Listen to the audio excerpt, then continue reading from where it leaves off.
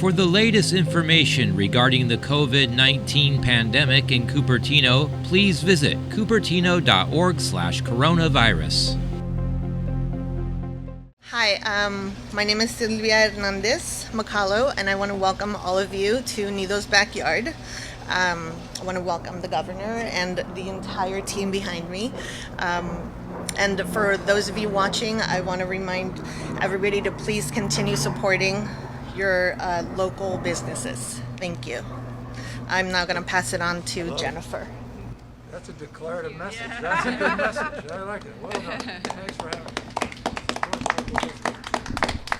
Thank you so much. I'm Jennifer Barrera with the California Chamber of Commerce, and we are so happy to be here on behalf of the Chamber, on behalf of the entire business community.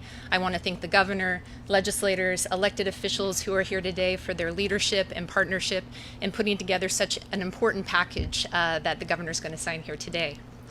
As we know, there are countless businesses throughout California like Nido's who have struggled as a result of this pandemic, who have met unprecedented challenges over the past 2 years.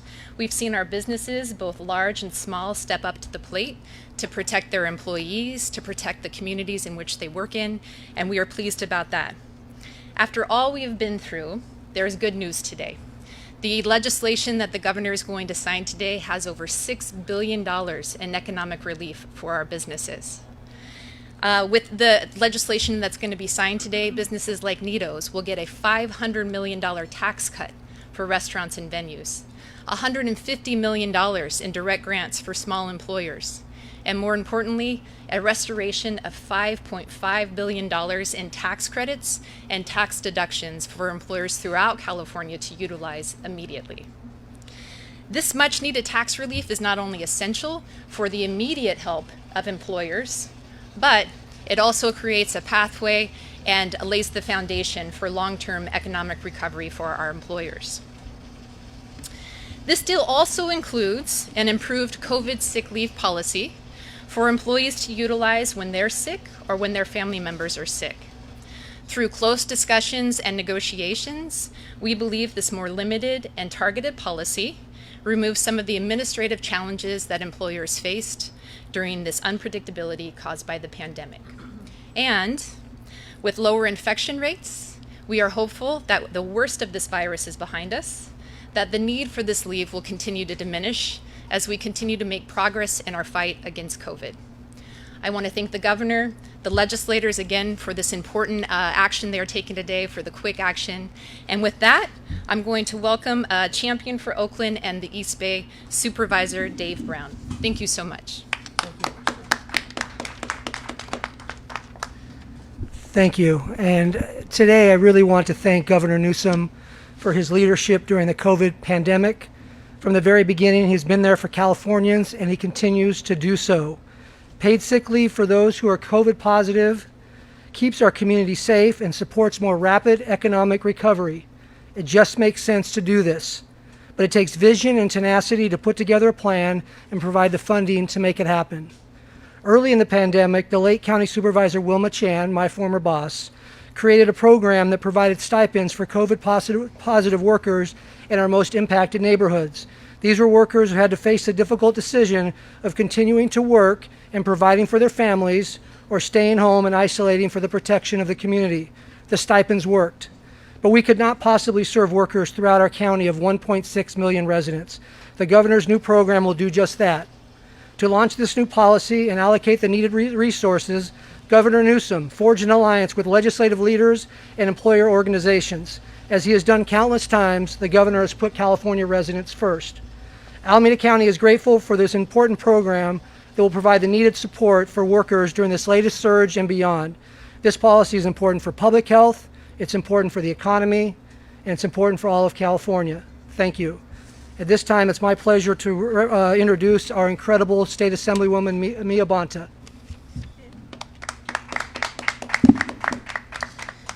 Good morning, everyone. I am Assemblymember Mia Bonta, and I would like to welcome you to my district and my backyard, actually Nito's backyard here today. We got to hear from a wonderful small business that really represents the opportunity that we have with this new budget action. I'm very excited and thrilled and thankful to be a part of this incredible legislative achievement with my colleagues for public health and the administration in leading us in this way. This initiative is a product of a close partnership between the administration, legislature, and business and labor groups, and a big win for all groups involved. And let me tell you what kind of a difference it makes for us. In 20 to 21, more than 94% of our businesses here in Oakland, Alameda, and San Leandro have been small businesses, and nearly 9 out of 10 of them have been ones who have stood independently and alone. And with this budget action, we're letting them know that they are no longer alone, that the state of California is here with us, that the governor is here with them every single day, and that the legislature is standing behind them.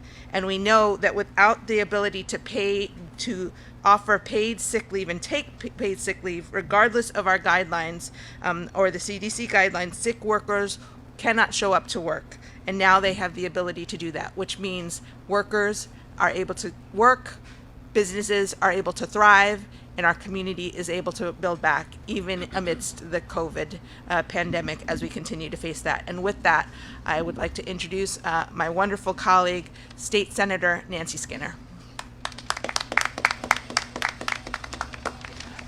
Thank you very much, Assemblymember Bonta. I'm Nancy Skinner, State Senator, also representing this area, and Chair of the Senate's Budget Committee. And I want to just thank Sylvia and her family for this wonderfully welcoming and delicious restaurant, Nito's Backyard, which I have spent many a great afternoon in.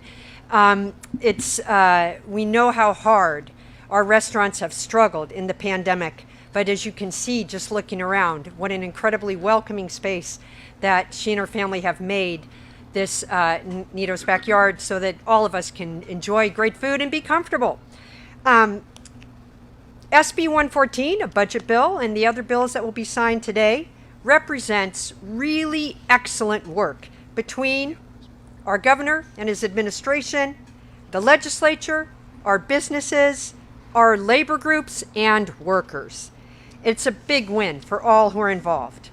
And as paid sick leave gets debated across the nation, because the paid sick leave that the federal government provided expired, California is doing the right thing. California is acting, and we're getting it done. Because none of us need to have any worker show up to work and be sick. Because we are trying to end this pandemic. And the way that we end it is to stop the spread of COVID. So allowing our good workers to be able to stay home when they need to be able to make an appointment to get that vaccination or that booster, and to be able to get their kids vaccinated, or to be able to stay home with their kids if their kids get sick. That's the way we protect the public health. And I want to thank Governor Newsom for always putting our public health first. And as a result, California, in terms of the large states, has one of the lowest per capita death rates. Even though the pandemic, we have high death rates, unfortunately, still right now in California, but compared to other states, the incredible good precautions we've taken have helped lessen that. And that's why we're continuing to do this. So SB 114 provides up to 80 hours of COVID-19 supplemental paid sick leave to our workers. So important. And it's retroactive to January 1st of this year. And as we've watched this Omicron surge, clearly that was necessary. As Jennifer from the Chamber mentioned, the other bills that we signed as part of this early budget action, the other bills that the legislature acted on, which were budget bills and which we hope the governor will sign today, included this $6.1 billion in relief to our businesses up and down the state, and she detailed what those were. So I'm just really proud of how California under the leadership of Governor Newsom has fought against COVID and helping workers stay home when they are sick or if their kids are sick is so important in that. And we're going to keep at it until this pandemic ends, and we really thank you. Oh, and now I want to introduce Assemblymember Wendy Carrillo, who is from Los Angeles, but she is one of the new sub-chairs for the Assembly Budget Committee. Assemblymember Carrillo.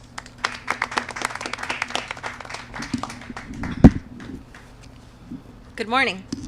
It is so great to join you all here today to celebrate the signing of the extension of COVID-19 paid sick leave. Just this morning, our U.S. Senator Alex Padilla tweeted that COVID paid sick leave should be extended on a national level, which California is already leading on.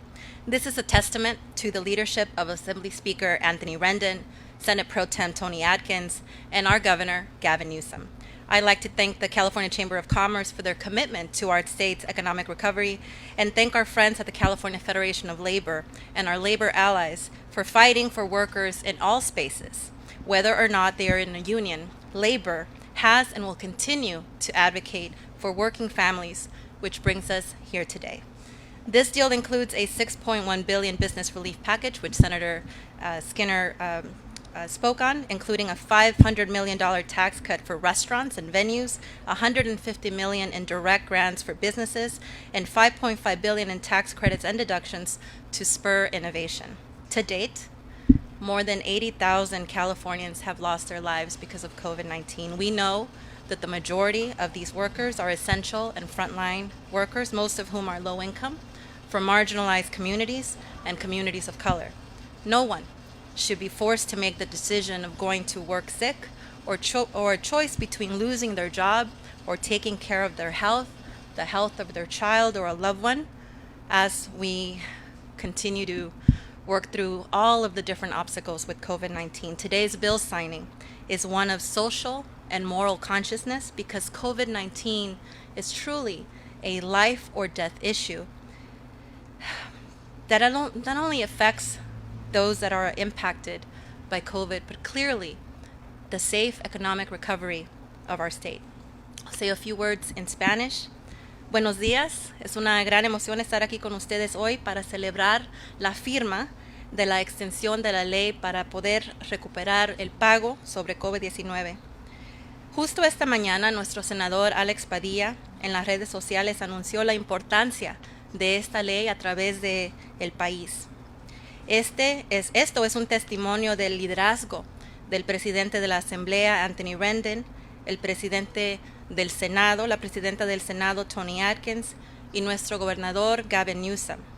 Me gustaría agradecer la Cámara de Comercio de California por su compromiso hacia la recuperación de la economía de nuestro estado, y agradecer también a nuestros amigos en la Federación Laboral de California y nuestros aliados por luchar por los trabajadores en cualquier espacio, aunque tengan o no sean parte de un sindicato.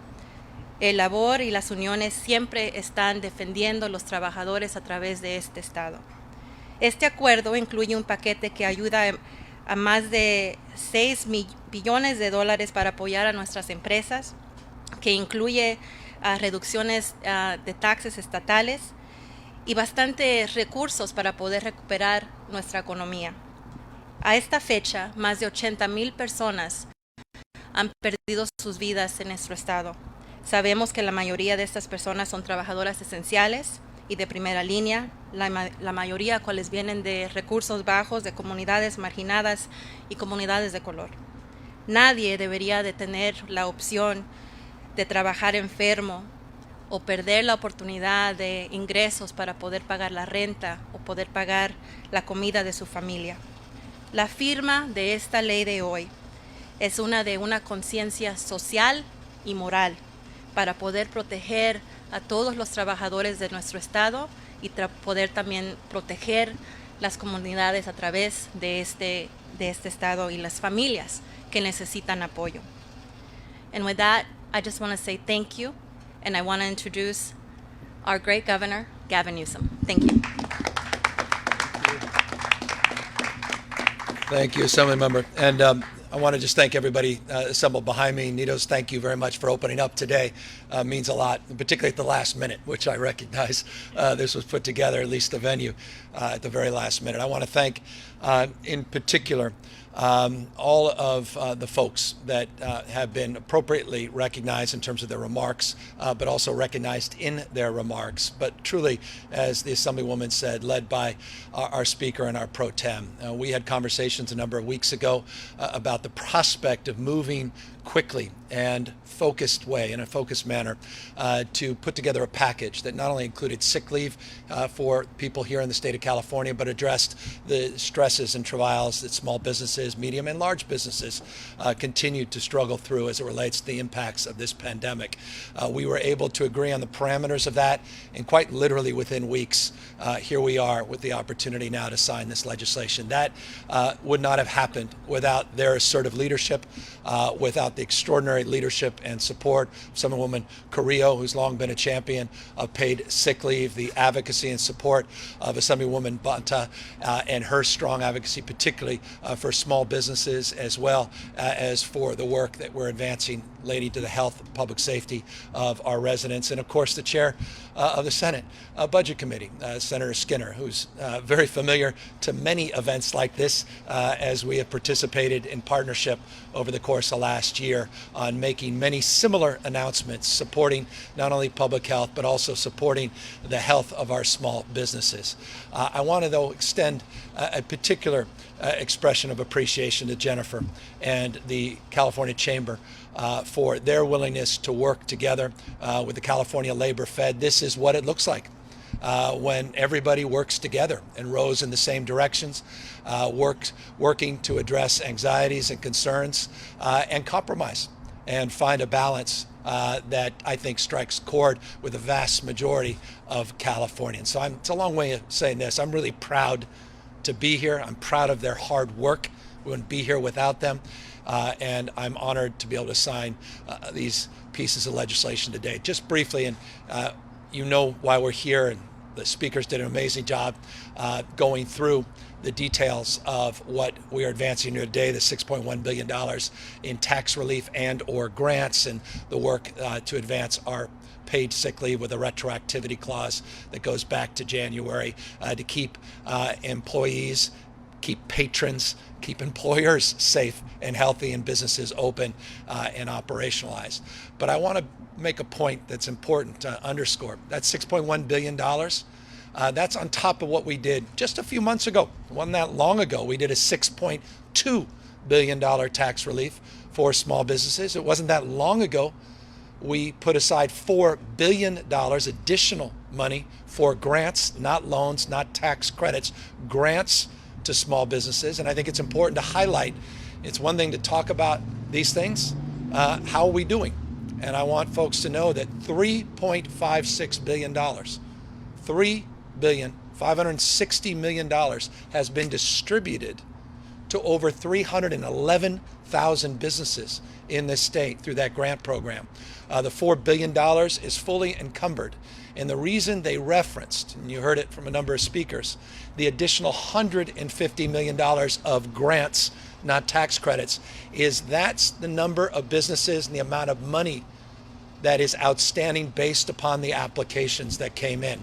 That $150 million will provide relief for what we estimate to be about 13,500 additional businesses that were left out of that first $4 billion round that will be able to advance that relief in a very short order. So I'm just really proud of the work we've done together in this space. We started relatively modestly. Seems like a year and a half ago with $500 million. We had another 200. We built on that, a few billion more, working with the legislative leadership. And here we are, $4+ billion of grants, adding another $150 million today. In addition to these tax credits, conformity, issues around venues, large and small, and yes, restaurant revitalization loans that came from the federal government and grants that now will have that tax conformity, which, trust me, is very important to businesses like this. We continue to enjoy remarkable growth in this state. Just shy of 26% of America's jobs came out of the state of California in December. The latest jobs report. We look forward to seeing how well California is doing. In a week or two, we have Dee Dee Myers here who runs GoBiz. We're always eager to get from her first the California jobs total. It's usually lagging about a couple weeks, but the last numbers that came out, 26% of America's jobs coming out of the state of California, 3.2% above our pre-pandemic GDP. Just consider the U.S. is 1.4% above its pre-pandemic GDP. California's at 3.2%, 2 times that of states like Texas. I'm just making that point. And I'm making this deeper point of how proud we are of businesses large and small, their resiliency, their grit, their determination. That is not because of Sacramento that we lay claim to that status. That's because of small businessmen and women that put everything on the line for new beginnings, for creating the magical moments that they create every single day and night in venues like this, but create opportunities and jobs and revenue that allow California to grow and prosper and continue to lead the nation in so many categories. So again, expression of gratitude to the job creators, the entrepreneurs, the innovators, the folks that again are out there taking risks every single day that define the best of our state. But again, businesses cannot thrive in a world that's failing. And that's why sick leave is foundational. Keeping people healthy, keeping patrons safe is so important. And that's why I'm proud these two things came together in this early action. We didn't wait till June, July. Early action here in the first week of February to advance this cause. I know that a number of you are here for perhaps other causes and have questions, but with that, let's take the moment to sign these bills and then go to the Q&A. But I want to ask that those that are responsible come around. All right. Perfunctory. I know these shots. We got how many? A lot of bills. All right. Well, we'll just start signing, and then I'll start handing them randomly.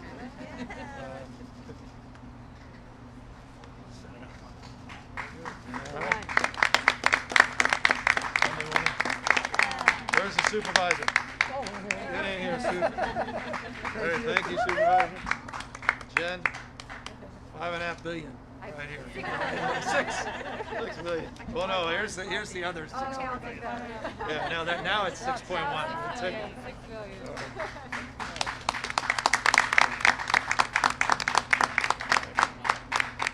All right, we'll answer any questions that you may have.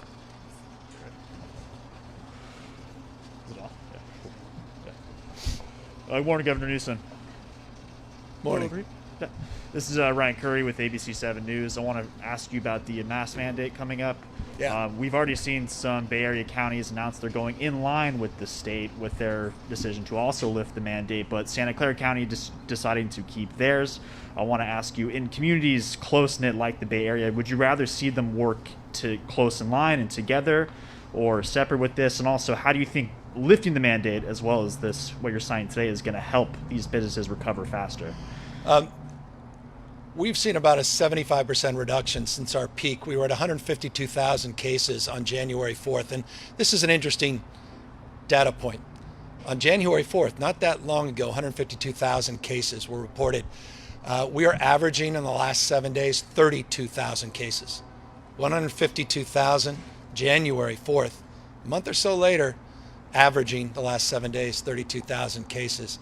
We've seen significant decompression in our hospitals, down from a peak of over 15,000 COVID positive patients to about 10,000 today. ICUs about 2,000 today. Substantial decompression in the ICUs as well. We're moving in the right direction. We've made tremendous progress, and that progress is exampled all across the state of California, but not equally. And as a consequence of that, in consideration of such, California has always established itself from the bottom up. One size does not fit all. We have basic mandates in terms of minimum expectations, but we allow local control. We allow local decisions to be made, and for no other reason than this state's larger than 21 state populations combined. I saw a map the other day of just LA County. The Assemblywoman will appreciate that, in red, and showed all the states in America that had smaller populations than the one dot in LA County, which was the overwhelming majority of American states. And that gives you a perspective of our approach. That map really, symbolized and substantively, I think, exampled why we make decisions with local considerations in mind. And so a consequence of that, as we unwind, as we move forward with ringing the bell as it relates to moving yet through another phase of this pandemic. We do so mindful that each county, local health officers, based on local conditions, will make determinations for themselves. Your question, though, is a thoughtful question. As it relates to regions rising together and organized constructs, we have remarkable relationships, not just through the state, but the regions do themselves with local health officers working on a daily basis, local elected officials as well. And we recognize those jurisdictional boundaries as it relates to public health, and the epidemiology of these diseases require that kind of collaboration and spirit. But I think broadly, we're moving in a direction that will be embraced by the vast majority of cities and counties in this state over the coming weeks. The state had a 30-day mandate for mask wearing that we announced on December 13th and was in effect on December 15th through January 15th. We extended it for another month.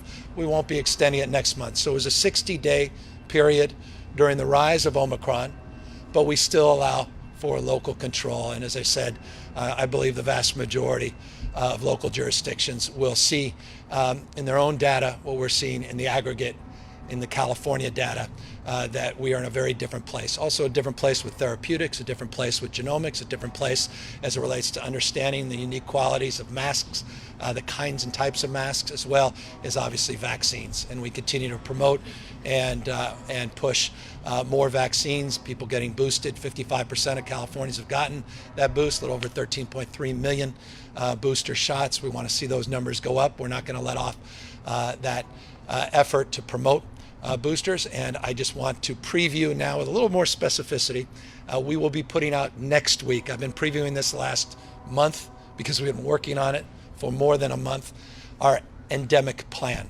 And in that endemic plan, I think we'll be able to answer many questions that a lot of you have about what world are we living in, where are we going with this virus, and how can we create criteria in terms of community surveillance and an approach to this pandemic as we transition into an endemic phase where we can address the latter part of your question, which was the impacts of these rules and regulations and requirements, particularly on small businesses, individuals, and the like. And so we'll be looking forward to putting out that plan in a matter of days, as well, if you're curious, putting out additional information about what's next for masking in our public schools. And we have been working now for weeks with our education partners. Remember, there's 1,050 school districts in California, 10,500 plus schools.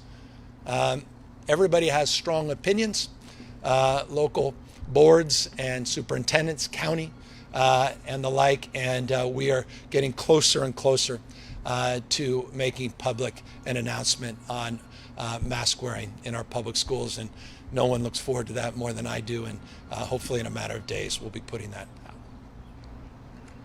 out. Good morning, Governor. Hannah Wiley with the LA Times. I'm going to ask a bit more on that, though, because the universal statewide mask mandate, like you said, expires February 15th. There's tremendous progress. You mentioned local control. So at what point will the state lift its school mask mandate? But can you specifically outline what factors you're looking for in making that decision? So I think in many ways, those factors will be answered as we relates to putting out our detailed plan. But I think the fundamental factor that goes to your question, and the reason why we are continuing to work with our local education partners, is the vaccination rates in our schools are substantially lower than they are for adults. Let me give you a specific proof point. We're over 92% of 18-year-olds plus receiving at least one dose.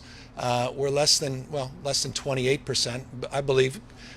Quote me, but verify. I think we're at 27.5% this morning in 5 to 11-year-olds receiving their vaccines. And so that's substantially smaller percentage of our 5 to 11-year-olds. And that's why we continue to work with those local health officers and local superintendents, county superintendents, school boards, and leaders within the system, and try to address their concerns as it relates to community spread, as it relates to what they anticipate experiencing once those mask requirements are removed. So, as I said, we're a matter of days away from putting out that updated recommendation. We continue to allow local control, as again we have done since the beginning of this pandemic, and then we'll be putting out detailed strategies of what we're looking for moving forward as it relates to community spread measurements and what the endemic strategy looks like, which I think will begin to answer many of the questions that you have. Hi, this is Victoria Colliver with Politica. Thank you, Governor, for taking time to answer questions. Hear me. So to piggyback on Hannah's question, I just was wondering if you can offer a little more insight of what the tension points are with the CTA, the districts, and then kind of a dual thing is also, I'm wondering if you can tease a little bit more about, in terms of your endemic strategy, if what that would address. Are you talking about asymptomatic testing, quarantines? Just give us a little more insight into that. Yes, and yes. I'm already, my team was upset. I even previewed it a month ago, 2 weeks ago, last week, and I'm sure that they're kicking me as I speak. Look, we've been working hard on this plan for some time, and I've been very transparent with you how long that's been, as I've been previewing it for some time. We've been working with national experts, not just local and state experts. It's a reflective plan in many respects. We're looking back at the last 2 years, what worked, what didn't, what we've all learned, the journey we've been on together.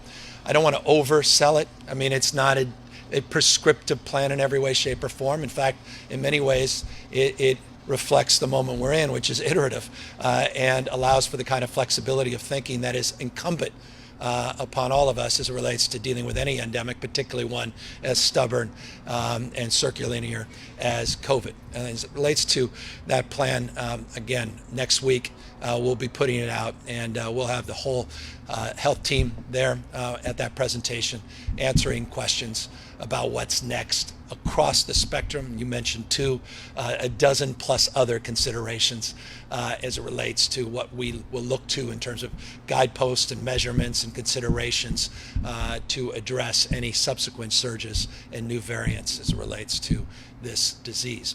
Specific, though, to schools, honestly, I can't impress upon you more how proud I am of all of the bargaining units and paraprofessionals, not just teachers, but across the spectrum. How proud I am of our public education and educators in the system and their representatives in terms of having a collaborative approach to addressing the masking. I mean, it was just a few weeks ago, recall, we were pushing back against the temptation you saw expressed in places like Chicago to shut down schools because we wanted to keep them open for in-person instruction, and we held strong. And all those folks, had the back of our kids and our parents and our communities, and there were a lot of stress associated with that, a lot of impact over the course of this last month in our public schools, and we were able to keep those schools open. By the way, I want to give you a proof point on that, so I'm not just asserting something that can't be backed up. We have 12% of the nation's students, roughly 1% of the school closures. So California outperformed the vast majority of states in terms of keeping those schools open because we worked not as sparring partners, but collaborative working partners with these representative groups. And so we're doing the same thing as it relates to the masking.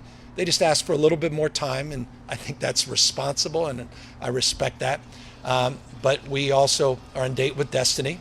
We recognize that we want to turn the page on status quo, and so we've been previewing that. And as I said, I expect within the next few days, I don't want to overstate, Monday maybe at the outset, that we will be putting out details about what we will be looking forward to as it relates to school and mask wearing. Governor Greg Lee from KTVU. A quick question for you related to the COVID-19 extended sick leave. Part of the concern was about... Thank you for the question. Part of the concern was I'm about... almost... this is a disequilibrium moment for me on topics. The cost on business owners. Do you anticipate that these grants and things that we spoke of are enough to cover the cost for business owners, or do you anticipate some relief in the June budget? Well, I'm a business owner, and so I know a thing or two about this topic. I mean, look, we've done a lot. We've done mainstream hiring tax credit, $1,000 tax credit for new employees. We've been waiving licensing fees, including for this business, for 2 years, the ABC licensing fees, which is not an insignificant amount of money. We help with sales tax. We help with delaying filing on other taxes, including state income taxes. We've been trying to do a lot to support these small businesses. But your question's the right question. Is it enough? If it's not, we're going to do more. And I have all the confidence in the world. I mentioned a moment ago, we started with $500 million. We added another $1 billion as it relates to the grants, and we realized it wasn't enough. But the legislature moved quickly. To their credit, they're very in tune because they're in every one of these communities. And these businesses are the anchor to those communities. In fact, that's what defines community, is a place where we can come together across our differences and we find those magical moments and those commonalities and the serendipity that is life, and you may even find your future husband or wife at a venue like this. The point being, it is life, and these are the lifebloods of community. And so there's no convincing or coercing this legislature, quite the contrary, in helping our small businesses. And I would expect, as needs present themselves, we will indeed do more. Hi, Governor. Shomek from the Bay Area News Group. This is the final question. One of the counties here in the Bay Area, Contra Costa, just ended a requirement for businesses to check for vaccination proof, namely because, as health officials said, 2 doses no longer constitutes full vaccination. Do you see there being a future where businesses or even counties require checks for booster doses? Do you see that as a sustainable path forward? Yeah, I mean, it's an open-ended question. It's an interesting question. And I can't, one thing I've learned, in a state is this large, 476 plus cities, 58 different counties. Supervisor Brown has a lot of different colleagues of different points of view just on this county board, let alone city councils and the like. There are different points of view, different approaches and in terms of the specific question that you posed. So I would anticipate that there may be different versions along the lines you've suggested. Look, the bottom line for us, though, is to continue to encourage people to get boosted, to continue to make the point that the boosters are critical. And we've discovered that as an essential part of our strategy to mitigate the impacts of this Omicron surge.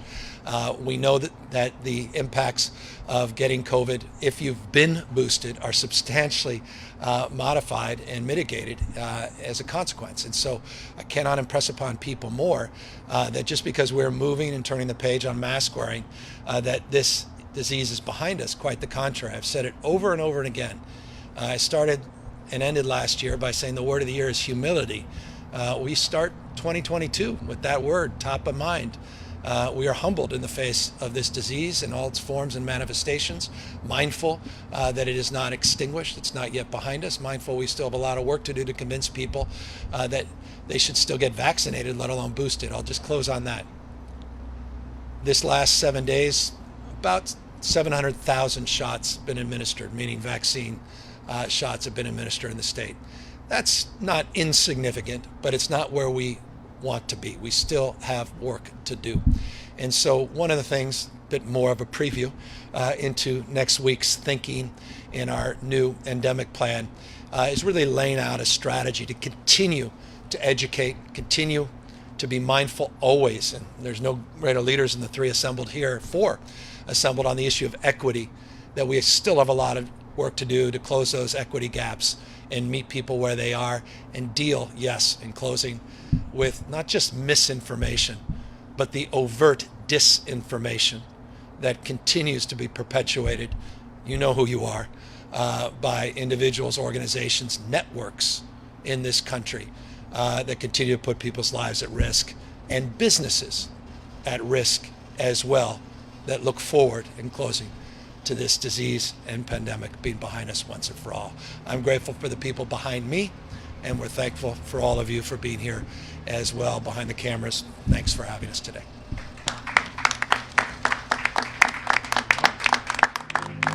For the latest information regarding the COVID-19 pandemic in Cupertino, please visit cupertino.org/coronavirus.